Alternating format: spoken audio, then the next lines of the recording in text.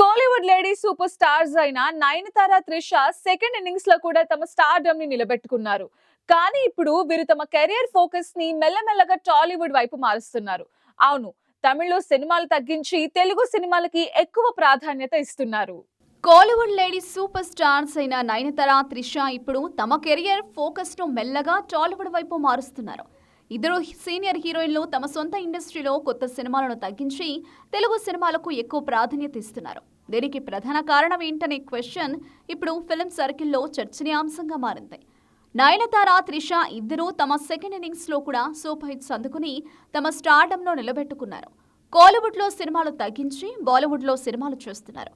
ఇందుకు కారణం రెమ్యునరేషన్. వీరి డిమాండ్ కోలీవుడ్ ప్రొడ్యూసర్లకు భారంగా మారుతుందనే టాక్ బలంగా వినిపిస్తోంది. నయనతార, త్రిష ఇప్పుడు హైయెస్ట్ రెమ్యునరేషన్ తీసుకునే నటిమళ్ల జాబితాలో ఉన్నారు. కోలీవుడ్ లో సినిమా చేయాలంటే వారు అడుగుతున్న పేమెంట్ చాలా ఎక్కువని, అది తమ బడ్జెట్ కు మించిపోతుందని అక్కడి ప్రొడ్యూసర్లు భావిస్తున్నారట. అందుకే కోలీవుడ్ లో వారికి ఆఫర్స్ తగ్గుతుండగా టాలీవుడ్ లో మాత్రం వారి డిమాండ్ కు తగ్గట్టుగా నిర్మాతలు డబ్బులిచ్చేందుకు సిద్ధంగా ఉన్నారు. తెలుగులో మార్కెట్ పెరగడం, పెద్ద బ్యానర్ సినిమాలు చేయడం వల్ల ఇద్దరు హీరోయిన్లు ఇక్కడ హ్యాపీగా పనిచేస్తున్నారు. ఇక్కడ వారికి మంచి ప్రాజెక్ట్స్, భారీ పారితోషికం రెండూ దక్కుతున్నాయి. ఈ కారణంగానే నయనతార ఇటీవల కాలంలో ఎక్కువగా తెలుగు సినిమాలు చేయడానికి ఆసక్తి చూపుతుంది. త్రిష కూడా పెద్ద తెలుగు స్టార్ హీరోల సినిమాలో కీలక రోల్స్ పోషిస్తుంది.